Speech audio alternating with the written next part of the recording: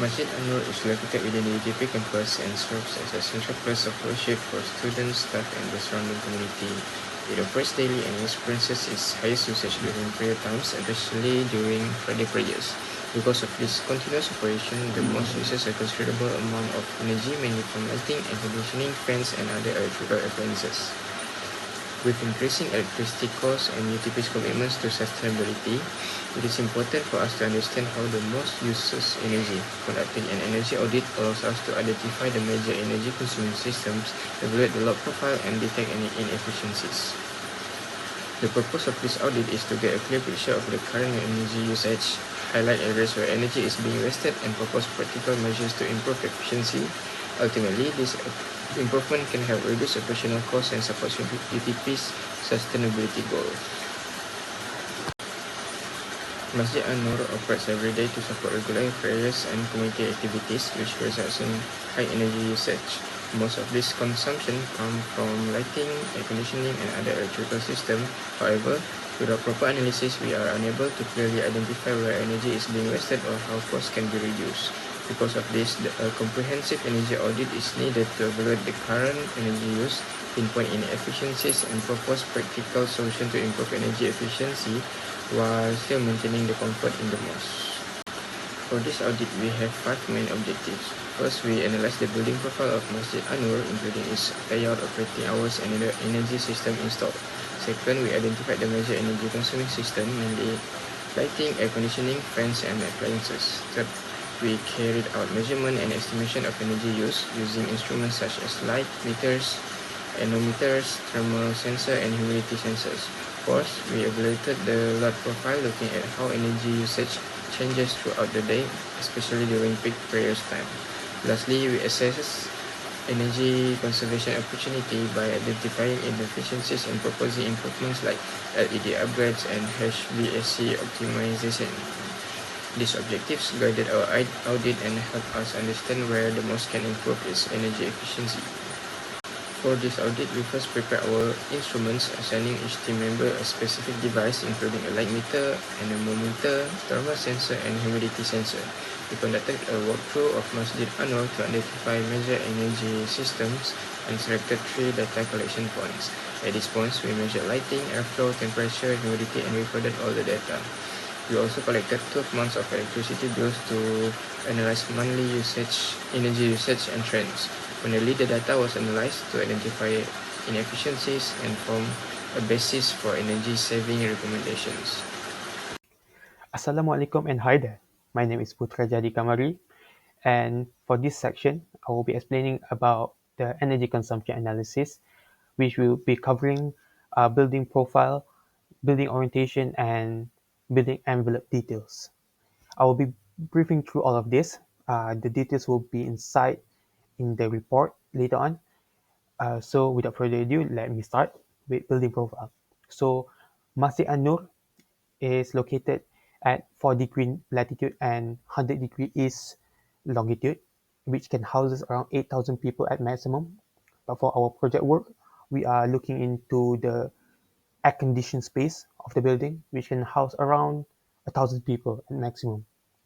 The building also orientated uh, in most dominantly at northeast and southwest sides because that sites locates the biggest area of glazing, which plays the biggest role in calculating the cooling load of the cooling space. For the building envelope details, so by using the book reference, the reference book, I mean, by Edward G. Pita, namely Air Conditioning Principles and Systems, we uh, find out that the Malaysia data is not there. So the closest that we can get is Singapore data details. So we use that as our point of reference. The peak cooling load that we determine after several trials and errors will be around December at 3 p.m. standard time.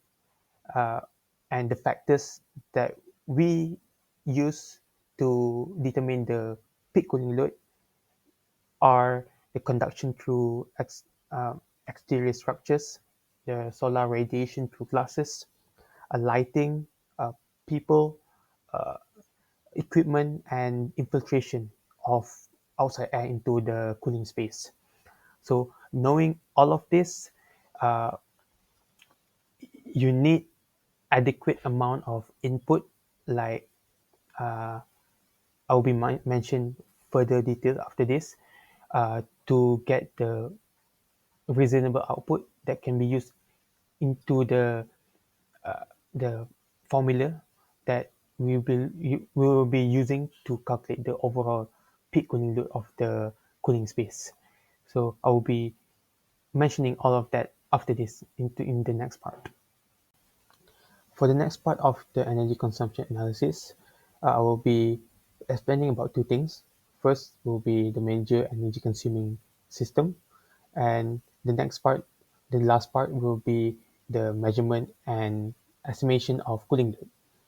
So for the first part here, we understand that from our observation, the HVAC system or the air conditioning system specifically of the building will be the most energy consuming system inside of the building, because it operates almost 24 hours inside of the building to give the continuous comfort to the occupants. So the next part is the measurement and the estimation. So we take 7 factors into consideration to calculate the cooling load. One of them is here that I presented here is the solar radiation through glass. Why I presented this factor here? It is because we hypothesize that this factor is the most dominant factor out of all of other factors due to the space is surrounded by huge glasses or glazings. So solar radiation will most probably be the most contributor in terms of the energy, the cooling load of the building, of the space. And from our calculation, with the help of the reference book by Edward G. Pita, we got our values, and we see the results, and the result turns out that the value of cooling load is highly dependent on the solar radiation of through glass. So our hypothesis is correct, essentially. So explaining a bit about the solar radiation through glass here as one of the factors to accurately calculate the value of solar radiation cooling load value. There are several factors that we need as the input to have the proper output, like the SHF value, the error value, the shading coefficient, and the cooling factor. We need several proper input from that, like the orientation from where we are looking at the glazing look is facing at, the type of the glazing itself, uh, the size of the glazing, the month. So all of that plays into the role in calculating the in determining the precision of the calculation of the cooling load. This applicable also to other factors like conduction. You need the accurate data of the material of the wall, the roof, the glass, uh, and lighting. Like you need the power capacity of the light, the estimation on how many people will be occupied inside of the building at maximum so that we can give the optimal value of comfort even in the most demanding um, situation. So all of that plays a role as the input to properly size the HVAC or the air conditioning system so that it can give you the comfort that you expected it to give you. So that is all for me.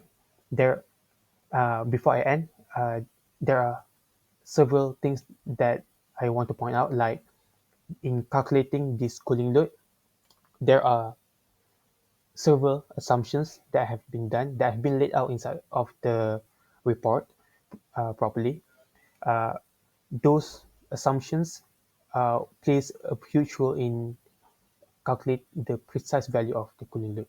So as the improvement in the future for this calculation, if we have the data, the latest data of the building about the construction, it will significantly improve the values, whether it's increase or decrease the overall cooling load, peak cooling load of the building, uh, so that we can get the best output possible from the result here.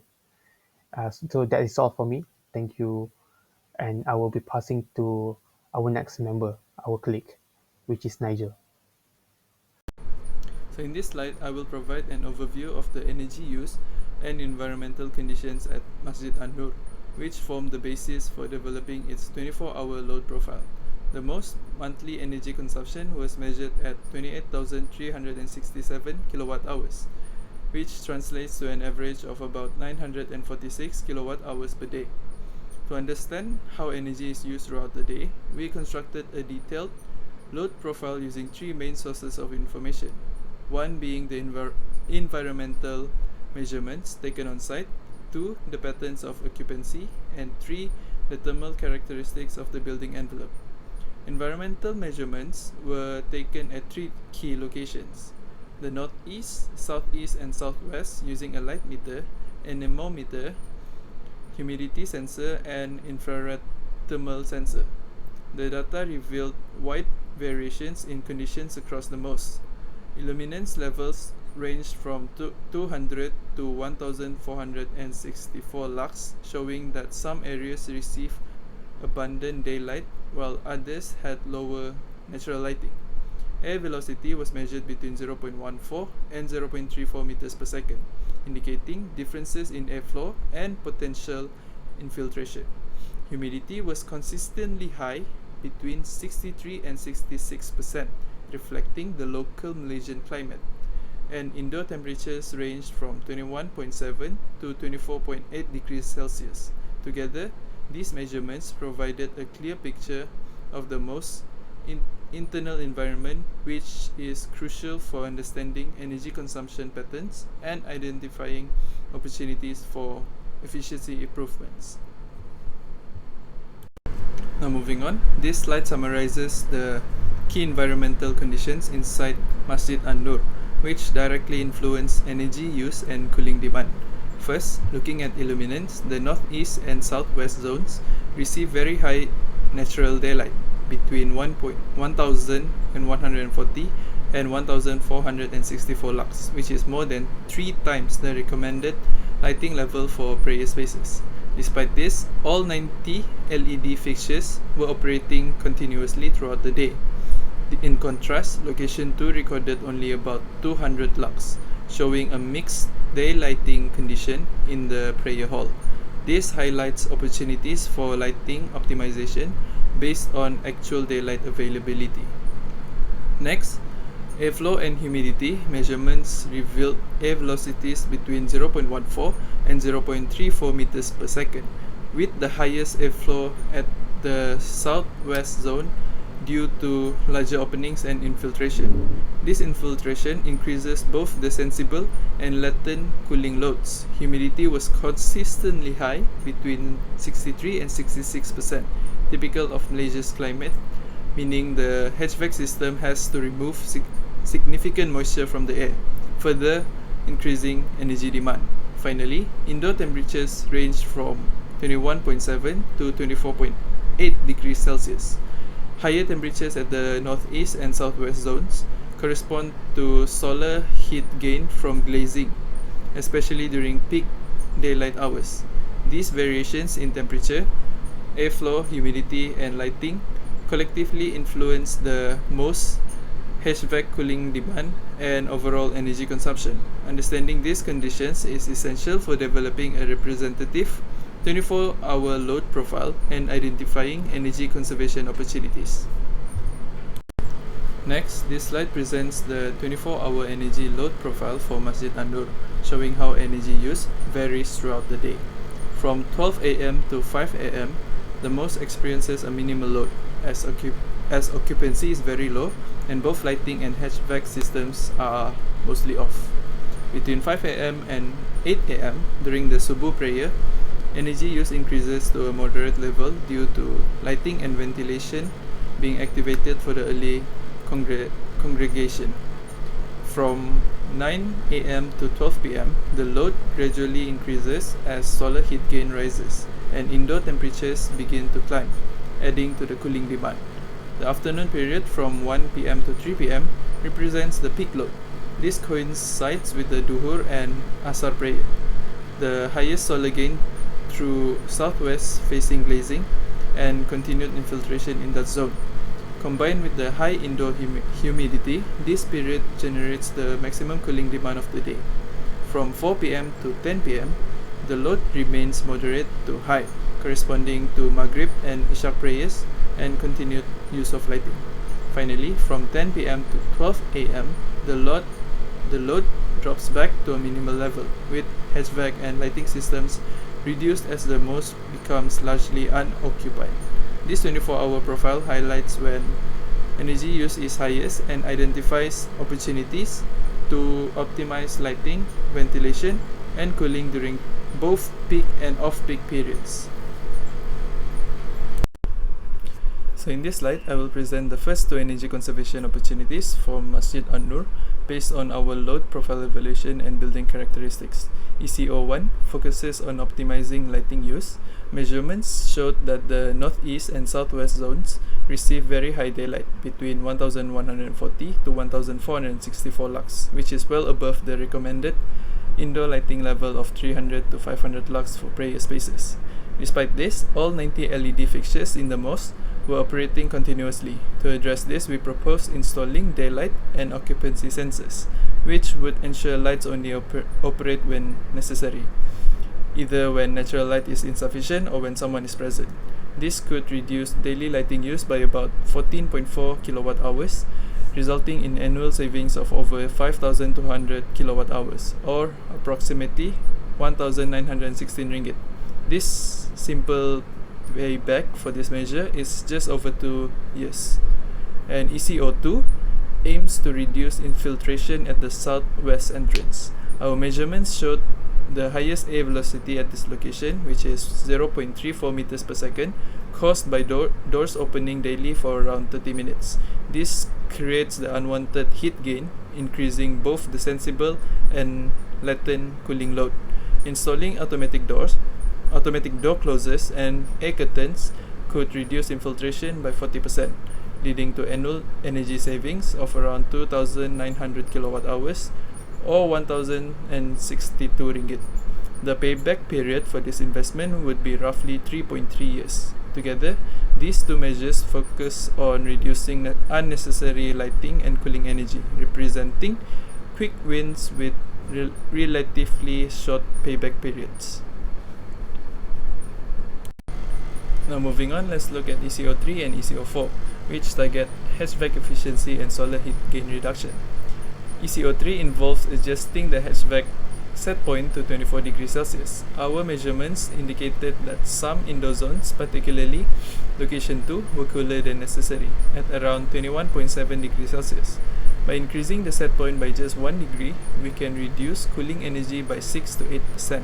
Since the HVAC system accounts for approximately 65% of the most total energy use, this adjustment could save around 15,480 kilowatt hours annually, translating to 5,650 ringgit in cost savings. The best part is that this measure requires no investment, so the payback is immediate. And ECO4 focuses on applying solar window film to the northeast and southwest glass areas. These areas experience high solar heat gain, contributing to higher indoor temperatures and a peak cooling load in the afternoon. Installing a solar film that reduces solar heat gain by 30% could save about 13,140 kilowatt hours per year, equivalent to 4,796 ringgit The simple payback period for this measure is around 2.5 years. Both measures are aimed at reducing HVAC energy demand and managing heat gain, which are the largest contributors to the most energy consumption. Finally, here's a summary of the overall impact of all four energy conservation opportunities. By implementing these measures, lighting optimization, infiltration control, HVAC, set point adjustment, and solar window film, the most could potentially save about 36,888 kilowatt hours of energy per year, with combined cost savings of over 13,400 ringgit annually. Payback periods range from immediate for the HVAC adjustment to just over 3 years for infiltration control. These measures represent short-term investments with significant energy and cost benefits, targeting the main areas of energy consumption, lighting and cooling. Overall, these opportunities are practical and effective strategies for improving energy efficiency at Masjid An-Nur. Hello, my name is Ahmad Bazli bin Nazari, and I will be continuing the presentation with the economic analysis part. For economic analysis part, there are three sections in this part, which is the first one is the initial cost of retrofitting, and the second part is the energy saving from retrofitting, and the last part is the annual energy savings. For the first part, initial cost of retrofitting, the retrofitting that I have identified in Masjid An-Nur is the insulation for windows. Insulation for windows is the tall, narrow glass panels that are available on the ground floor and also on the top floor of the mosque. I have counted the quantity of these tall, narrow glass panels, which is to be 15 glass panels. The area per window is around 17.22 feet squared, and the cost per 100 feet squared, including installation, is around 1,440 ringgit. Multiplying the quantity, the area, and also the cost, the total cost for the installation for Windows is around 371,952 ringgit. For the annual maintenance cost, it's around 150, and for permits, design fees, project management costs, and disposal fees for all equipment, it's around 5,000. Summing up all these values, the total retrofitting cost is around 377,102 ringgit. From this retrofitting, we can actually save energy because the insulation for windows can save a total of 88.83 kilowatt hour per day, and the total cost per day is around 39.09 ringgit. Multiplying the total kilowatt hour per day with the total cost per day, the total cost per year for installation for windows is around 14,266.03 ringgit. For the last part of economic analysis, which is annual energy savings, the initial energy consumption per day is around 915.08 kilowatt hour. These values are from last month energy consumption, and I have divided it into 31 days. And for the final energy consumption per day is around 88.83 kilowatt. The unit cost of energy from TNB that I have found is in ringgit per kilowatt hour. For the first 200 kilowatt hour, the unit cost of energy is around 0.435 ringgit per kilowatt hour, and for the next kilowatt hour is around 0.509 kilowatt ringgit per kilowatt hour. By subtracting the initial energy consumption per day and the final energy consumption per day, the energy savings per day is around 826.25 kilowatt hour. By multiplying this value with 365 days per year, the annual energy savings is around 301,100 581.25 kilowatt hour. Calculating the cost savings per year for the first 200 kilowatt hour, it is only 87 ringgit, and for the next kilowatt hour is around 1,153,352.03 ringgit. And summing up the cost for the first 200 kilowatt hour and also for the next kilowatt hour, the total cost savings in RM per year is around 153,439 ringgit per year. Assalamualaikum everyone, I'm Zaif Nasrullah. So this slide summarise the feasibility study for the proposed retrofits at Masjid An-Nur. The investment of 377,102 Malaysian ringgit is expected to generate annual savings of 153,439 Malaysian ringgit, resulting in a payback period of approximately 2.46 years, which is considered as good. On a daily basis, energy savings are around 826.25 kilowatt hour, totaling over 301,581 kilowatt hour per year. These savings are achieved by reducing solar heat gain through 30% of the glazing area, lowering HVAC energy use, which makes up most of the mosque total energy consumption, and cutting both solar and conductive cooling loads. Additionally, the retrofits require minimal maintenance, allow for predictable operational costs, and support the mosque's long-term sustainability goals. Building on this feasibility, it is important to consider how these measures perform technically, operationally, and environmentally, which I will explain in the next slides. Technically, the mosque structure can support the retrofits without major modifications, and installation can be scheduled outside prayer hours to avoid disruptions. This measure reduce solar heat gain and peak cooling loads, improving HVAC system efficiency and extending equipment lifespan. Optionally, they enhance thermal comfort for up to 1,000 occupants and are scalable for future upgrades or adjustments. Environmentally, the energy savings translate to approximately 180 to 200 tons of carbon dioxide avoided annually, directly supporting sustainability goals and encouraging energy conscious behavior among most users. With these technical, operational, and environmental benefits in mind, we can now move to the key recommendation that outline practical steps for implementing these energy saving strategies at Masjid An-Nur. Our key recommendation focus on a holistic approach to energy management. First, envelope improvements such as window insulation and shading should target the areas most exposed to sunlight to reduce solar heat gain. Second, optimizing the HVAC system, including adjusting set point during low occupancy periods, using zoning controls and retrofitting fans with variable speed drive will further lower energy use. Then controlling infiltration through weather stripping and automatic door closers will minimize unnecessary cooling. And finally, implementing an energy management system (EMS) allows real-time monitoring of energy consumption, supporting proactive maintenance and encourage behavioral change among users.